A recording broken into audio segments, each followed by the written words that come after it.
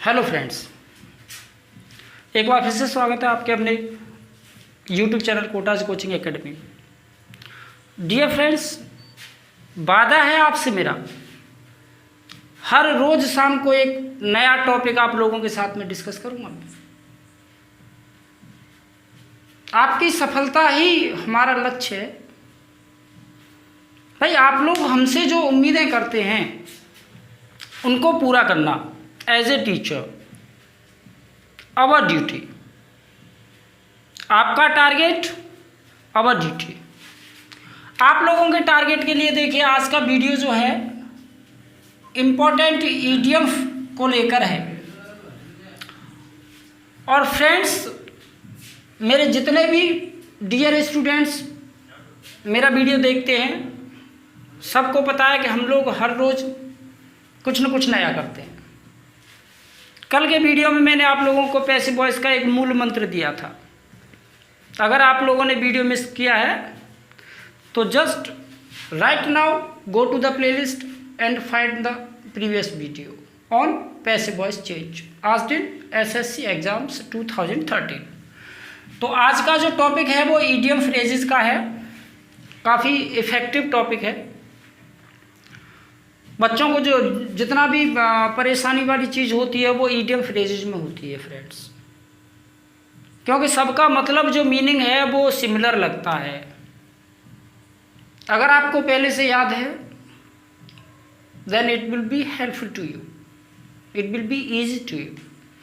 अगर आप लोगों को याद नहीं है तो देखिए, शब्दों के शाब्दिक अर्थ के द्वारा आप वहाँ आंसर तक पहुँच सकते हैं। चलिए लेट्स स्टार्ट द वीडियो। पहला जो ईडियम दे रखा है वो है between the devil and the deep C.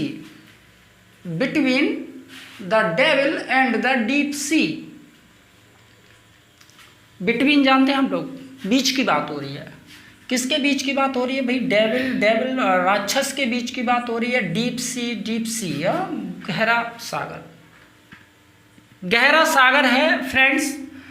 Devil की बात हो रही है, डीप सी की बात हो रही है, और आंसर दे रखा है कि बिटवीन टू डेंजर्स, दो खतरों के बीच। बिटवीन टू प्रोफेशंस, दो व्यवसाय के बीच। बिटवीन टू डिसीजंस, दो निर्णय के बीच। एंड बिटवीन टू अपॉर्चुनिटीज, दो अवसरों के बीच। भाई, दो अवसरों के बीच अवसर होना इज गुड थिंग, अच्छी बात होती है भाई। अपॉर्चुनिटीज होना अच्छी बात होती है। इसमें डेविल और डीप सी की बात कहाँ से आई? डेविल राक्षस होता है भाई, खतरे वाली चीज़ हो रही है। हाँ, तो खतरे वाली चीज़ हो रही है तो अपॉर्चुनिटीज नहीं होगा। टू डिसीजंस नहीं होगा भाई। डिसीजंस में डीप सी और डेविल कहाँ से आ गई है? ये डेविल राक्षस कहाँ से आ गया? डीप सी गहरा सागर नहीं बनेगा भाई, नहीं होगा।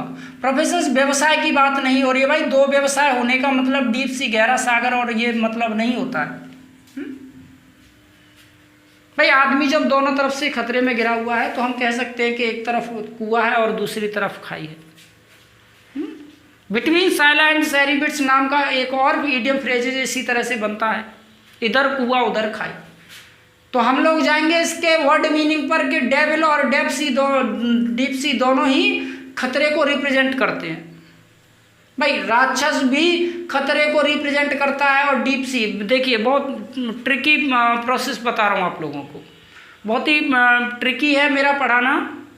मैं रटाने में यकीन नहीं करता हूँ आप लोगों को। मेरा मानना है कि हम लोग वर्ड मैपिंग के जरिए चीज़ों को याद रखें। तो डेविल में भी डेंजर है और डीप सी गहरे सागर में भी खतरा ही होता है डूबने का। तो आंसर क्या हो जाएगा? Between two dangers. क्या हो जाएगा फ्रेंड्स? Between two dangers. भाई, दो खतरों के बीच की जब पोजीशन बनती है, जब इधर भी डेंजर उधर भी डेंजर है, तब हम कहते हैं कि became between the devil and the deep sea. हम लोग, एक राक्षस और ये दूसरी तरफ गहरा सागर है। चलिए दूसरा पढ़ते हैं। To play ducks and drakes. भाई, डक्स एंड ड्रेक्स प्ले हो रहा है। Ducks and drakes play. Ducks and drakes play का मतलब होता है बहुत ही मूर्खतापूर्ण कार्य करना। To act foolishly. To act foolishly को बोलते हैं to play ducks and drakes. जब भी कोई आदमी फुलिशली एक्ट करता है, वाइजली एक्ट नहीं करता है, फुलिशली एक्ट करता है, तब हम बोलते हैं कि he is playing ducks and drakes. One of my friends always plays ducks and drakes. whenever he comes to me he always plays ducks and drakes. He distort the things, he disturb the things I have at my home। भाई वो क्या करता है, चीज़ों को distort कर देता है, डक्स एंड ड्रैग्स करता है। डक्स एंड ड्रैग्स करता है तो ओकेजनली प्ले नहीं करता है, ओकेजनली प्ले को डक्स एंड ड्रैग्स नहीं बोलते हैं। हाँ, सेल्डम कभी कभार प्ले करता है भाई, ऐसा नहीं बोलते हैं। एक्ट फुलिशली को बोलते हैं प्ले करना डक्स एंड ड्रैग्स। तो answer will be option C. Option C will be the right answer, option C. तो डक्स एंड ड्रैग्स का मतलब हो जाएगा प्ले फुलिशली, और कह सकते हैं एक्ट फुलिशली। क्या कह सकते हैं फ्रेंड्स, एक्ट फुलिशली। जब भी कोई व्यक्ति फुलिशली एक्ट करता है, मूर्खता वाले कामों को करता है, we say that he is playing ducks and drakes। Ducks and drakes play कर रहा है। तो चलिए, डेविल और डीप सी का मतलब क्या हो गया था, दो डेंजर्स के बीच, क्योंकि राक्षस और डीप सी दोनों में डेंजर होता है। अब डक्स एंड ड्रैग्स का मतलब हो गया एक्ट फुलिशली, फुलिशली एक्ट करना। देखिए, अब एक कहानी है cock and a bull story. एक मुर्गे की और बुल की, सांड वाली और एक मुर्गे वाली कहानी है। देखिए, अगर आपको ये इडियम फ्रेज याद नहीं होता है तो इसके वर्ड मैपिंग के जरिए देखें कि भाई मुर्गा है और बुल दे रखा है, बुल। हमने भी बचपन में बहुत सारी कहानियाँ सुनी हैं, आप लोगों ने भी सुनी होंगी। क्या कभी मुर्गे और सांड की कोई कहानियाँ सुनी है? क्या कोई ऐसी कहानी है जिसमें एक मुर्गे को रखा गया और एक सांड को रखा गया, फिर एक कहानी को बनाया गया? I have never heard such stories ever in my childhood. किसी ने भी नहीं सुना है इस तरह का कहानी। तो इस तरह की कहानी क्या हो सकते हैं? मनगढ़ंत हो सकता है, अनबिलीवेबल हो सकता है। तो राइट आंसर क्या होगा कि ये एक अनबिलीवेबल स्टोरी है, जिसकी हम बात कह रहे हैं कि भाई एक मुर्गा है और एक इसकी कहानी हम लोग क्रिएट करते हैं, हम लोग राइट करते हैं, बच्चों को सुनाते हैं, इस तरह की चीज़ें। तो ये अनबिलीवेबल बातें होती हैं। वैसे भी अगर वर्ड मैपिंग करेंगे तो इस तरह का कोई कॉम्बिनेशन नहीं बनता है किसी भी कहानी में। हमने चोरों की कहानियाँ सुनी, हमने राजा रानी की कहानी भी सुनी, हमने चोर पुलिस की कहानी सुनी, लेकिन इस तरह का कहानी वी हैव नेवर हर्ड। हमने इस तरह का कहानी कोई नहीं सुना। इसका मतलब ये कहानी अनबिलीवेबल है, इस पर कोई भी भरोसा नहीं करेगा। इस पर कोई भी भरोसा नहीं करेगा। When the police caught the thief, he told a cock and a bull story. So the police thought it unbelievable. जब एक चोर को पकड़ लिया पुलिस ने तो ही told them a cock and a bull story। क्या सुनाया उसने? एक अनबिलीवेबल कहानी सुनाई। एक अनबिलीवेबल बातों को क्या कहते हैं हम? Cock and bull story. चलिए नेक्स्ट पढ़ते हैं। अब राइट आंसर क्या होगा हमारा? डी। राइट आंसर क्या होगा? डी। तो फिर से एक बार पढ़ते हैं। डेविल एंड डीप सी का मतलब होता है दो डेंजर्स के बीच में आ जाना। To play ducks and drakes का मतलब होता है किसी चीज़ को, किसी भी काम को फुलिशली प्ले करना, फुलिशली एक्ट करना। और नंबर थर्ड में हमने बात किया cock and bull story, that will never be possible, जो कि कभी संभव ही नहीं हो सकता इस तरह की कहानी क्रिएट करना। तो सो the right answer will B unbelievable story. कैसी स्टोरी स्टूडेंट्स? अनबिलीवेबल स्टोरी के एक अविश्वसनीय कहानी को बोलते हैं हम कॉक एंड बुल स्टोरी। चलिए, आज जितने भी इडियम्स करा रहा हूँ मैं, ये जो एसएससी के एग्जाम्स हुए हैं प्रीवियस ईयर्स में, वो सारा कुछ उसी में से कंटेंट लिया हुआ है। तो आप लोग कॉपी पेन हर बार की तरह कॉपी पेन लेके बैठिएगा और सारा का सारा कुछ नोट डाउन करिए। चलिए नेक्स्ट पढ़ते हैं। रीड करना है, पढ़ना है बिटवीन द लाइन्स। रीड करना है, पढ़ना है बिटवीन द लाइन्स। कुछ लाइनें लिखी हुई हैं before you and you have to read between the lines. आपको उन लाइनों के बीच में पढ़ना है। Something like decoding some coding words. कुछ ऐसा है कि कुछ लाइनों में लिखा है और आपको उन लाइनों के बिटवीन जाकर पढ़ना है, उन लाइनों के बीच में जाकर पढ़ना है। तो रीड केयरफुली का मतलब होता है, देखिए कि सावधानी से पढ़ना। भाई सावधानी से पढ़ने के लिए हमें बिटवीन द लाइंस जाने की ज़रूरत ही नहीं है। केयरफुली रीड वैसे ही हो जाएगा, हम लोगों को लाइंस के बिटवीन जाने की क्या ज़रूरत है।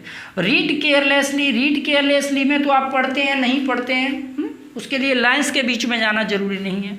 अंडरस्टैंड द हिडन मीनिंग, हाँ अंडरस्टैंड का समझना है हिडन मीनिंग। हिडन मीनिंग किसको समझना है? Hidden meaning. देखिए लाइंस के बीच में यहाँ in the sense of this idiom कि अगर हम इस ईडियम की बात करें तो बिटवीन द लाइंस का मतलब होता है कि कुछ पंक्तियों के बीच में जो गूढ़ रहस्य छिपा हुआ है, उसका जो अनटोल्ड मीनिंग है, वहाँ पर जो हिडन मीनिंग है उसका, हिडन मीनिंग को बोलते हैं हम read between the lines. So the right answer will be C होगा। क्या होगा? सी होगा। तो अंडरस्टैंड नथिंग, कुछ ना समझना। जब कुछ समझते ही नहीं है तो रीड क्या करेंगे? तो अंडरस्टैंड नथिंग तो नहीं होगा, बी इसका नहीं होगा, ए इसका ऑप्शन नहीं होगा। राइट आंसर क्या होगा? Understand the hidden meaning. चलिए next, go to fifth sentence. At daggers drawn, at daggers drawn you have read it at intermediate level. इसको आप लोगों ने इंटरमीडिएट लेवल में पढ़ा होगा। डैगर्स ड्रॉन, डैगर ड्रॉन्स का मतलब ट्रू फ्रेंड, ट्रू फ्रेंड। भाई डैगर्स वर्ड जो है वो एक एनिमिटी को शो करता है। डैगर्स वर्ड किसको शो करता है? एनिमिटी को शो करता है, शत्रुता को शो करता है। तो फ्रेंड की तो बात ही नहीं बनती है, फ्रेंड तो इसका ऑप्शन नहीं होगा। अच्छा, गुड नेबर को आप खतरे के अर्थ में नहीं ले जा सकते। अच्छे पड़ोसी को जब नेबर को गुड बताया जा रहा है तो आप उसको डेंजर के अर्थ में, एनमाइटी के अर्थ में नहीं ले जा सकते। बिटरली होस्टाइल, होस्टाइल का मीनिंग होता है देखिए एनिमी, और एनिमी कैसा है? बिटरली है, बिटरली, बिटरली हाँ,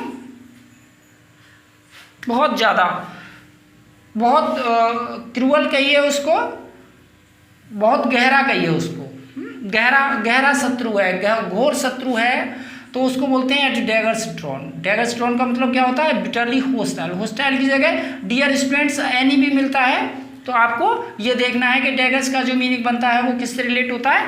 एनिमी से होता है, एनमाइटी से होता है। चलिए नेक्स्ट पढ़ते हैं 6 वाला। पुल समवन्स लेग्स, पुल समवन्स लेग्स, पुल खींचना हो गया। हाँ, समवन्स लेग्स, किसी की टांग को खींचना हो गया। अब देखिए टांग खींचने के बहुत सारे मीनिंग बन जाते हैं। भाई टांग खींचना तो अगर आदमी बैठा है उसके पैर को खींच लो, पुल कर लो उसको, हाँ, that will mean pull someone's legs. उसका ही मतलब क्या होगा? किसी के पैर को खींचना। तो देखिए यहाँ ऑप्शंस क्या है, ऑप्शंस को पढ़ते हैं एक बार। टू डिस्टर्ब समबडी, किसी को डिस्टर्ब करना। टू मॉक समबडी, किसी को मॉक करना। हाँ, मॉक मतलब क्लाउन करना, उसको जॉक करना, उसके ऊपर व्यंग कसना, उसके तंज कसना, उसके ऊपर मस्खरी करना। क्या करना?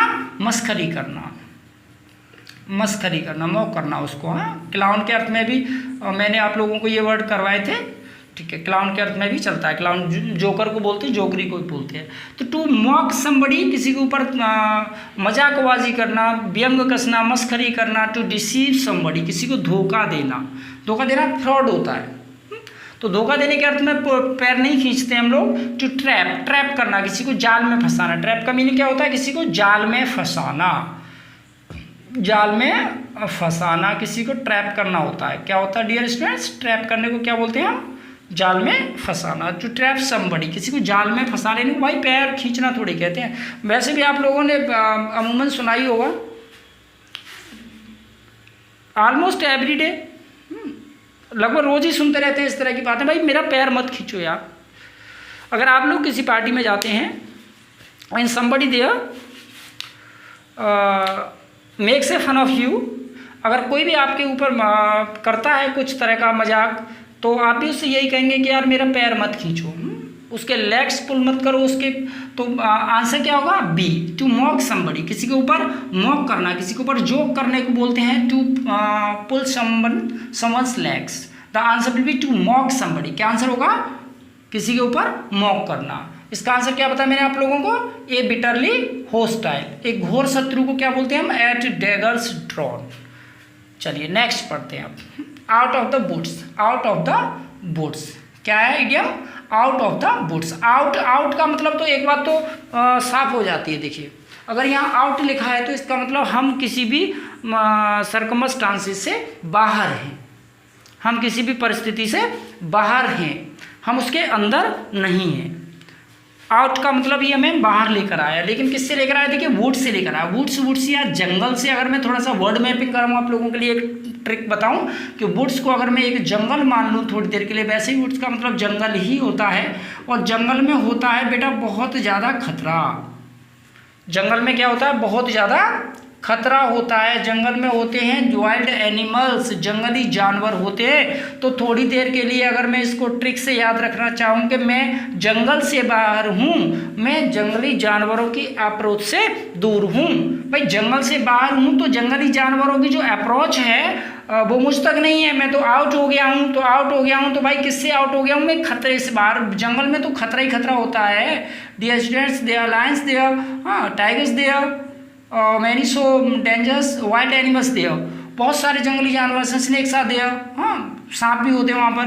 तो आउट ऑफ डेंजर को क्या मानेंगे हम? Out of danger. वुड्स में क्या है? डेंजर है। तो डेंजर का मतलब खतरे से बाहर हो गया, आउट ऑफ डेंजर हो गया। आउट ऑफ मनी नहीं होगा, आउट ऑफ मनी का मतलब नहीं होगा। ओके, आउट ऑफ मनी नहीं होगा। आउट ऑफ पेशेंस, धैर्य से बाहर नहीं होगा, धैर्य नहीं खोया उसने। आउट ऑफ क्राउड नहीं होगा, भीड़ से बाहर भी नहीं होगा। The right answer will be out of danger, क्योंकि वुड को हमने किससे रिलेट किया?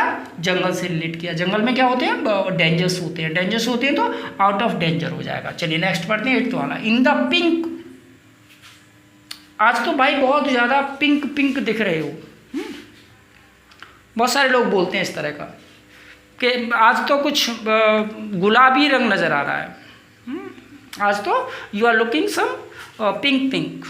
आप तो कुछ गुलाबी गुलाबी नज़र आ रहे हो भाई। आप गुलाबी गुलाबी नज़र, आदमी गुलाबी नज़र कब आता है भाई? गुलाबी नज़र आता है बेसिकली हेल्थी लोगों के, जिन लोगों का हीमोग्लोबिन ठीक ठाक होता है, नॉर्मल वैल्यू से ऊपर होता है, उसके कलर में वैसे भी हम लोग पिंक की उम्मीद करते हैं। हम लोग उम्मीद करते हैं we expect the pink in somebody when he is fit and healthy.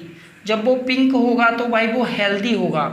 तो इन गुड टाइम को तो नहीं बोलेंगे, इन गुड हेल्थ। भाई पिंक होने का मतलब है आपका स्वास्थ्य अच्छा होना।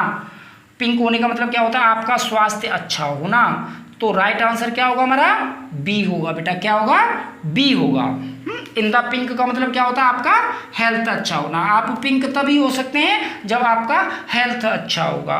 इन गुड चांस नहीं होगा, इन गुड रिलेशन नहीं होगा। चलिए नेक्स्ट पढ़ते हैं। Kicked up a rock. Kick किया किसी ने भाई, लात मारी है किसी ने। देखिए वर्ड मैपिंग करते हैं इसकी थोड़ा इसको भी वर्कआउट करते हैं लंबे समय तक याद रखने के लिए कि किक किया है किसी ने। रो मतलब पंक्ति होती है। रो मतलब किसी पंक्ति में किसी ने किक कर दिया। आप सपोज करिए हमने बच्चों को खड़ा किया, और बच्चों को खड़ा किया हमने 10 बच्चों को खड़ा कर दिया, एक रो बना दी, उसकी एक पंक्ति बना दी, और कोई आया, somebody comes there and kicks up a row, लात मारता है उसमें। और लात मारता है तो क्या होगा? डिस्प्यूट होगा, झगड़ा होगा, प्रैंक होगा, मजाक होगी या शोर होगा? कुछ नहीं होगा भाई। जो लाइन उसने लगाई थी उसको गड़बड़ कर दिया। अब लाइन हमें दोबारा से लगानी पड़ेगी। क्या कर दिया उसने? गड़बड़ी कर दी, फंस कर दिया उसने। क्रिएटेड अ फंस। क्या कर दिया उसने? क्रिएटेड अ फंस, गड़बड़ कर दिया। जिस मेहनत को हम लोग कर रहे थे, जिस पंक्ति को हम लोग लगा रहे थे, उसको क्रिएटेड अ फंस कर दिया। फंस मतलब गड़बड़ी को बोलते हैं। फंस मतलब गड़बड़ी को बोलते हैं, डिस्टर्बेंस को बोलते हैं। अगर इस जगह पर क्रिएटेड डिस्टर्बेंस होता तब भी हम आंसर क्या बोलते हैं? इसको डिस्टर्बेंस बोलते। डिस्प्यूट नहीं बोलते, प्रैंक नहीं बोलते। प्रैंक का मतलब होता है कोई छोटी मोटी मजाक करना। लाउड का मतलब तेज शोर शराबा करना। और डिस्प्यूट झगड़े को बोलते हैं। तो ये अर्थ नहीं होंगे। डिस्टर्बेंस हो सकता है और फंस हो सकता है। चलिए नेक्स्ट पढ़ते हैं 10वां। To sit on the fence, दीवार पर बैठना। To sit on the fence, दीवार पर बैठना। अब दीवार पर बैठने के तो बहुत सारे अर्थ होते हैं भाई। घर से आदमी नाराज होता है तब भी दीवार पर बैठता है। अगर घर से पिटाई लग जाती है तब भी दीवार पर बैठता है। एग्ज़ाम क्रैक नहीं हो पाता है तब भी किसी न किसी बाउंड्री पे जाके बैठ जाता है। या आदमी गुस्से में होता है तब भी बैठ जाता है। तो यहाँ देखिए आंसर में क्या लिखा है कि टू बी सैड, दुखी होना, दीवार पर बैठने का मतलब दुखी होना। टू बी अनडिसाइडेड, अनडिसाइडेड होना। टू बी परफेक्ट होना। देखिए परफेक्ट तो नहीं होगा, जब परफेक्ट हो गया तो आदमी खुशी से घूमेगा फिरेगा, किसी दीवार वगैरह पर नहीं बैठेगा। टू बी साइलेंट, चुप हो जाएगा। भाई चुप नहीं हो जाएगा वो। चुप क्यों हो जाएगा? अगर चुप होने के लिए दीवार पर थोड़ी बैठता है, चुप होने का मतलब तो घर पर ही बैठ सकता है वो। तो आदमी दीवार पर जाके कब बैठता है? जब वो अनडिसाइडेड होता है, अनश्योर होता है। जब वो अनडिसाइडेड होता है, अनश्योर होता है, हाँ, उसको श्योर नहीं है, इनसिक्योर फील करता है, तब आदमी जाके दीवार पर बैठता है। वह somebody feels insecure then he sits on the fence, तब जाके वो फेंस पर बैठता है। तो आंसर क्या होगा हमारा? टू बी अनडिसाइडेड और अनश्योर, किसी भी चीज़ के लिए सर्टेनिटी का न होना, निश्चितता का न होना, अनडिसाइडेड कंडीशन होना, ऐसी कंडीशन होना जिसमें कुछ भी डिसाइड नहीं हो पाया है, तब जाके आदमी कहाँ बैठता है? दीवार पर बैठता है। तो ये ऑप्शंस नहीं होंगे। राइट आंसर क्या होगा? टू बी अनडिसाइडेड और अनश्योर। किक्ड अप रो का मतलब क्या होगा? क्रिएटेड अ फस, क्रिएटेड अ डिस्टर्बेंस, किसी गड़बड़ी को पैदा करना, किसी उथल पुथल को पैदा कर देना, इसको बोलते हैं फस बोलते हैं। तो किक्ड अप रो का मतलब क्या हो जाएगा? Kicked created a fuss. चलिए, to sit on the fence का मतलब क्या होगा? टू बी अनडिसाइडेड, निश्चित न होना, सुनिश्चित न होना। चलिए नेक्स्ट पढ़ते हैं क्या है? To be blow his top, top top, blow थपथपाना, भाई पीट रहा आदमी, हाँ, टू ब्लो हिज टॉप, अपने टॉप को ब्लो करना। अब देखिए आदमी अपने टॉप को ब्लो कब करता है? बी वेरी एंग्री, बहुत नाराज होगा तब करेगा, या बी वेरी साय, जब वो शर्मिला होगा तब करेगा। शर्मिला के अर्थ में तो बिल्कुल नहीं जाएगा ये। शर्मिला आदमी सिर थोड़ी पीटता है। बी वेरी ब्रेव, बहुत बहादुर आदमी, बहुत बहादुर आदमी होता है तो भाई सिर नहीं पीटता है, जांग पीटता है वो, सामने वाले को ललकारता है, वो चैलेंज करता है उसको। तो be very brave, be very brave नहीं होगा, बी वेरी अलर्ट, बहुत ज़्यादा अलर्ट हो गया है। अलर्ट होने के लिए क्या करेगा वो आदमी? क्या अपने सिर को थोड़ी पीटेगा भाई? क्या होगा? Be very brave, be very angry, be very shy, be very angry. The right answer जो गुस्से में पीटेगा भाई, क्या करेगा? गुस्से में पीटेगा, शर्मिंदगी में नहीं पीटेगा, बहादुरी में नहीं पीटेगा, अलर्ट होने पर नहीं पीटेगा। तो कब पीटेगा वो? Be very angry. कब पीटेगा वो? जब वो बहुत ज़्यादा एंग्री हो जाएगा तब पीटेगा। नेक्स्ट पढ़ते हैं, देखिए ऑन टेंट हुक्स, कितना अच्छा वर्ड है, कितना अच्छा इडियम है बेटा। देखो on tenterhooks, on tenterhooks का मतलब होता है उत्सुक होना, रेस्टलेस होना, हाँ? उत्सुक कहिए या इसको रेस्टलेस कहिए, रेस्टलेस हो जाना, बेचैन हो जाना। क्या हो जाना? बेचैन हो जाना। ऑन टेंट हुक्स का मतलब होता है बेचैन हो जाना। तो बेचैन होने के अर्थ में देखिए मुझे क्या नजर आ रहा है कि बिकम एंग्सियस, बिकम एंग्सियस होना, चिंतित होना। बिकम वरीड होता तब भी हमारा आंसर वरीड हो जाता है यहाँ पर एंग्सियस की जगह। भाई अवेयर तो नहीं होगा, जागरूक होने को तो टेंट हुक्स नहीं बोलते हैं, इधर फेल होने को नहीं बोलते हैं, सक्सीड होने को नहीं बोलते हैं। तो ये हमारे आंसर्स नहीं होंगे। एक बार मैं फिर से आप लोगों को रिवाइज करा दूं कि between the devil and the deep सी का मतलब होता है बिटवीन टू डेंजर्स, दो खतरों के बीच की बात होती है, राक्षस और समुद्र के बीच की। To play ducks and drakes का मतलब होता है टू एक्ट फुलिशली, किसी काम को मूर्खता से करना। Cock and A bull story का कोई कॉम्बिनेशन नहीं होता है, इसलिए अनबिलीवेबल स्टोरी को बोलते हैं हम cock and A bull story. Read between the lines का मतलब होता है लाइनों के अंदर जाकर पढ़ना, यानी किसी हिडन मीनिंग को समझना, किसी छुपे हुए राज को, किसी छुपे हुए अर्थ को समझना। इधर एट डैगर्स, ड्रॉन डैगर्स का वर्ड मैंने बताया तुम्हें एनमाइटी के अर्थ में, शत्रुता के अर्थ में होता है, इसलिए होस्टाइल भी शत्रु होता है, इसलिए right answer will be bitterly hostile. Pull someone's legs, किसी के पैर खींचने को टू मॉक समबडी बोलते हैं, टू जॉक समबडी बोलते हैं, to make a fun of somebody बोलते हैं। हाँ, किसी के ऊपर फन मेक करना, किसी को मॉक करना, जॉक करना, क्लाउन करना, ये सारे अर्थ इसके बन जाते हैं। आउट ऑफ द वुड्स का मतलब होता है वुड में खतरा, बताया मैंने आप लोगों को, जंगल में खतरा होता है वुड्स का मतलब। तो भाई जंगल से बाहर हो गया, आउट ऑफ द वुड हो गया है, तो आउट ऑफ द डेंजर हो गया है, आउट ऑफ द डेंजर हो गया। एट्थ वाले में इन द पिंक, पिंक लोग काफी हेल्दी होते हैं भाई। गुलाबी रंग तब आता है जब हम हेल्दी हो जाते जाते हैं तो हेल्थ के संबंध में इसका सेंस चला जाएगा। किक अप अ रॉक, किसी ने पंक्ति को लगाया, उसने किक मार दी, क्या कर दिया उसने, फंस कर दिया, डिस्टर्बेंस कर दिया, पूरा जो अरेंजमेंट था, जो मैनेजमेंट था वो पूरा उसने फंस कर दिया, उसको डिस्टर्ब कर दिया। To sit on the fence का मतलब होता है अनडिसाइडेड होना। जब हम अनडिसाइडेड हो जाते हैं, जब हमें कोई भी डिसीजन नहीं ले पाते, अनसिक्योर हो जाते हैं, अनश्योर हो जाते हैं, अनसर्टेन हो जाते हैं, तब हम दीवार पर बैठने की बात करते हैं। To sit on the fence conveys the meaning of to be undecided. Okay, to blow his top, to blow his top, अपने टॉप को ब्लो करना भाई, पीटना है, पीटना है, तो इसका मतलब हो गया कि आप क्या करते हैं वहाँ पर, बी वेरी एंग्री, बहुत ज़्यादा नाराज होने पर आदमी ऐसा करता है। चलिए 12th वाले को पढ़ते हैं। ऑन टेंटरहुक्स, टेंटरहुक्स का मतलब होता है बिकम एंग्शियस, बेचैन हो जाना, रेस्टलेस हो जाना। तो कैसा लगा फ्रेंड्स आज का वीडियो? काफ़ी छोटा वीडियो है, लेकिन आई थिंक बहुत ज़्यादा यूज़फुल होगा आप लोगों के लिए। आप लोग अगर एक एक बात मेरे द्वारा पढ़ाई हुई, मेरी क्लास में पढ़ाई हुई एक एक बात को अगर आप लोग कॉपी पर नोट डाउन करते हैं तो यकीन मानिए, I promise, I assure you कि ये चीज़ें आपके कंपटीशन में किसी न किसी रूप में कहीं ना कहीं आप लोगों के सामने आएंगे और आप लोगों को हेल्प मिलेगी। आप लोग जिस तरह से मैं पढ़ाता हूँ उस तरह से पढ़िए। वीडियो को लाइक करिए, शेयर करिए और चैनल को सब्सक्राइब नहीं किया तो चैनल को सब्सक्राइब करिए। Okay, thank you.